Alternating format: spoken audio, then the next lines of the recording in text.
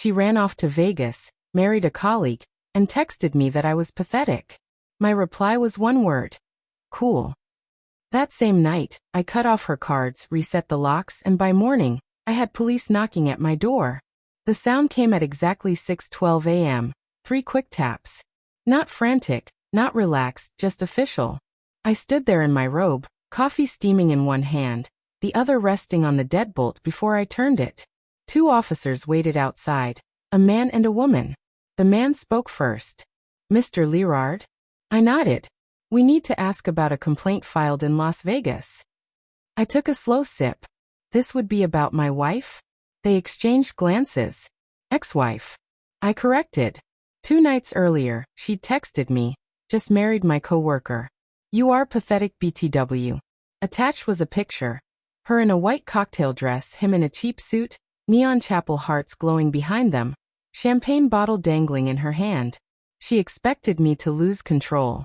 She miscalculated. Instead, I killed her access, credit, debit, joint accounts, the house codes, our shared cloud, insurance, brokerage, even flagged the bank for suspicious activity. By dawn, her digital world went dark. I'd met Hannah in grad school psychology. She liked being around people who made her feel smarter. I gravitated toward people who didn't try too hard. She was magnetic, sharp when she wanted to be, laughed with her whole face. She once told me she admired how still I became when I was furious, as if it were a gift. I taught her chess. She beat me once, never played again. Said winning was the point. We married 4 years ago, bought a house, made plans. Or at least, I thought we did. Then came late meetings, girls' trips, corporate retreats. Her phone, once left lying around, suddenly had a password. I never checked. I didn't need to.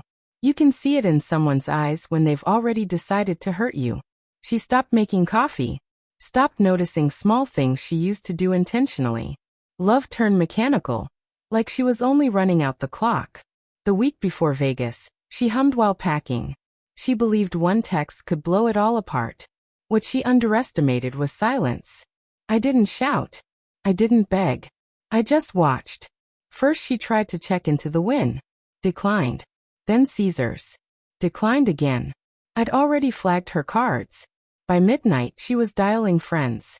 I didn't block her, just watched her calls go unanswered. She was 400 miles from anyone who cared.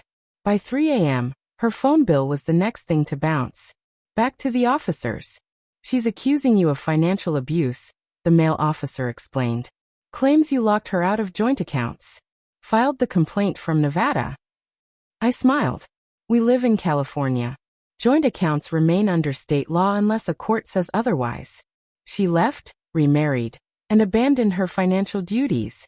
I simply protected my assets. If she wants to argue theft, I'd be glad to discuss the prenup.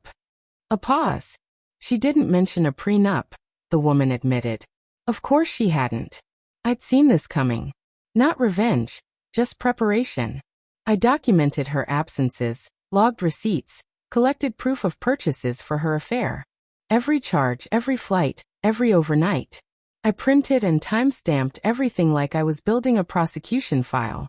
When she finally left, I reported unauthorized spending and sent the wedding photo as evidence. The banks didn't hesitate.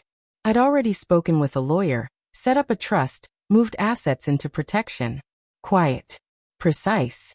Legal. But money wasn't the sharpest blade. It was the house. The next day she borrowed a friend's phone to scream at me. Said I had no right to lock her out. You don't live here anymore, I told her. You're married to someone else. She shrieked louder. Let your new husband handle it, I said and hung up. 3 days later, she appeared on the lawn. Makeup smeared, mascara streaking down her cheeks. The new husband already walking back to the car, probably realizing this wasn't the filtered version she posted online. She pounded the door, hurled every insult she knew. I didn't answer. I just turned on the sprinkler and watched her unravel through the security camera. Now back on my porch, the officers looked uncomfortable. She's pressing harassment charges, the woman said. Claims retaliation. I raised my phone.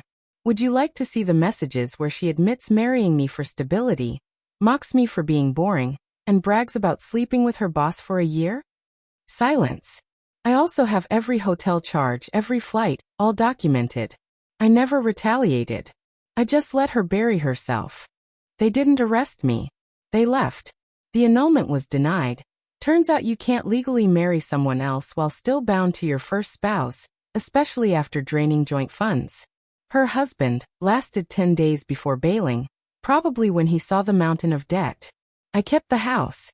She got letters from creditors and a fraud investigation from the bank.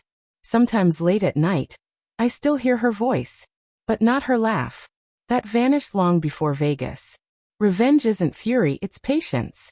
Pain passes, but silence lingers. And when you use it well, it follows them everywhere.